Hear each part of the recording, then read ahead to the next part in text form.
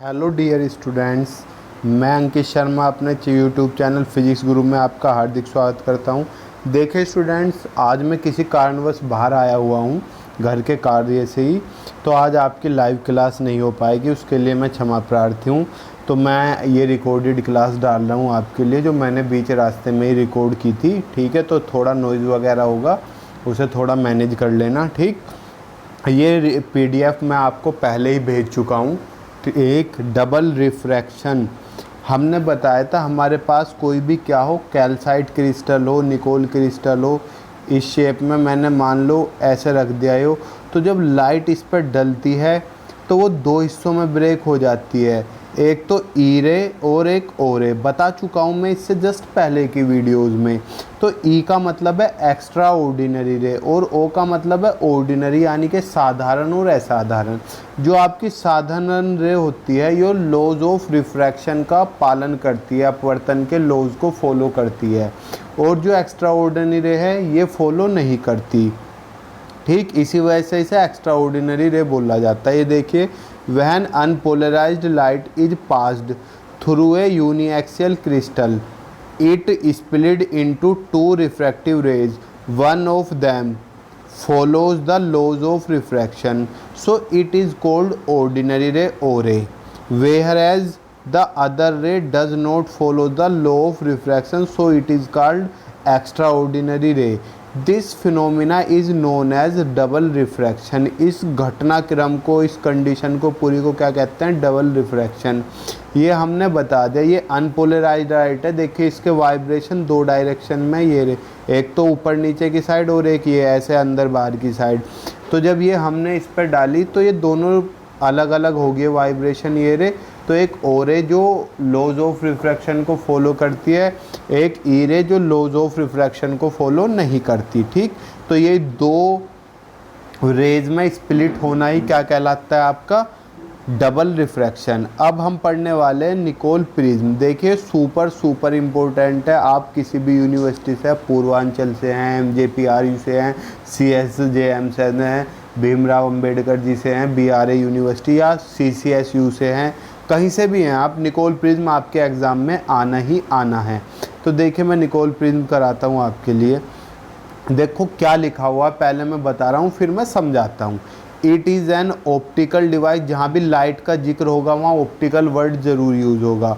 Made from calcium chloride, it is used for analysing and producing of polarised light. मैंने समझा दिया था कि इसे हम एनालाइज़र यानी कि पता करने के लिए कि हमारी लाइट पोलराइज्ड हुई या नहीं हुई, एक तो इस काम के लिए, और दूसरा प्रोडक्शन करने के लिए भी यूज़ कर सकते हैं। Nicol prism is constructed in such a way that it split light into e ray और ओ रे। यो इस तरीके से बनाया जाता है कि वो लाइट को ई रे और ओ रे में तोड़ देता है। अब ई रे ओ रे क्या होती है, अभी 2 सेकंड पहले बताइए, इसमें सिर मत दुखाना अपना। If an object is seen through such type of crystal then two image are form, यानी कि अगर हम ऐसे क्रिस्टल में से किसी ऑब्जेक्ट को देखते हैं तो उसकी दो इमेज बनती है। पहली इमेज किसके अलोंग? ई रे के, दूसरी अलोंग ओ रे के। So this crystal is work on the principle of TIR। TIR मतलब टोटल इंटरनल रिफ्लेक्शन, पूर्ण आंतरिक परावर्तन के उस पर कार्य करता है। It length is 3 time to its width, यानी कि इस तरीके से बना होता है। तो इसकी जो लेंथ है ना, ये इसकी चौड़ाई से 3 गुना होती है। अगर ये 10 ली तो ये आपको 30 लेनी पड़ेगी, ये 1 ली तो ये 3 लेनी पड़ेगी। समझ गए इस बात को? ये मैं करा चुका था। अब हम इसकी कंस्ट्रक्शन पढ़ते हैं, समझना कंस्ट्रक्शन बहुत ध्यान के साथ। It is a calcite crystal with section ABCD, the end A and D are inclined are 68 degree and 112 degree, यानी कि ABCD एक क्रिस्टल की तरीके से होता है। देखो ये रहा ABCD, देखो कितने एंगल पे, ये 68 डिग्री पे और ये 112। ये भाई लेने हैं इतने डिग्री, क्यों? हमें ई रे ओ रे चाहिए। तो this crystal is cut into 2 pieces. जो 2 पीस में कट होता है, भाई राइटिंग मेरी नहीं है, राइटिंग पे मत जाना, राइटिंग मेरी नहीं है, थोड़ा समझना। Cut into 2 pieces along ABD the cutting surfaces are optically polished and joined together with the help of Canada balsam. अब कुछ बच्चों को जब मैंने पीडीएफ सेंड की थी तो उन्होंने कनाडा बाल्सम पूछा था, क्या है। देखो हमने एक क्रिस्टल लिया, इसका 68 डिग्री 122 डिग्री, बीच में से हमने इसे काट दिया और बीच में क्या भर दिया, एक मटेरियल। इस मटेरियल का नाम क्या था, कनाडा बाल्सम। अब ये मत पूछना कनाडा बाल्सम है क्या, क्यों ये ग्लू की टाइप से एक मटेरियल होता है। जैसे केमिस्ट्री में आपने अमलगम पढ़ा है, ऐसा ही जो चिपकाने के काम आता है। क्यों इसे क्यों यूज़ किया, अभी लिखा हुआ है, रीज़न भी आगे इसे क्यों यूज़ किया। ठीक, Canada balsam whose refractive index lies between the refractive index of the calcite crystal with e ray and o ray. इस वजह से हमने यूज़ किया कि इसका अपवर्तन गुणांक यानी कि रिफ्रैक्टिव इंडेक्स जो होता है ना, वो ईरे और ओरे जो कैल्साइट क्रिस्टल के साथ बनाती हैं, इनके बीच में होता है। The refractive index of calcite crystal for ओरे 1.66 और कहाँ गया, फोर ये रहा ईरे के लिए 1.49। तो ओरे को हमने म्यू ओ रिप्रेजेंट किया 1.66 और ईरे के लिए म्यू ई कितना 1.49। और देखो कनाडा बाल्सम म्यू सी कितना 1.55। देखो दोनों के बीच में लाइक कर रहा है ना, 1.66 1.49 और इसका कितना 1.55, दोनों के बीच में लाइक कर रहा है, इसलिए लिया।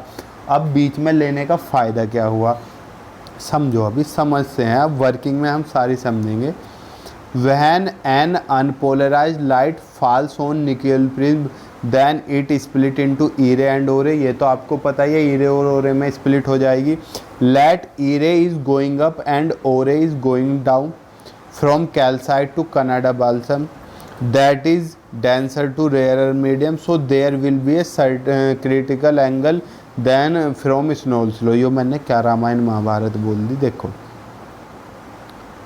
जो आपकी ओरे है ये वाली, इसका कितना था 1.49, सॉरी ओरे का तो ज़्यादा था, ओरे का कितना था 1.66 और कनाडा बाल्सम का 1.45।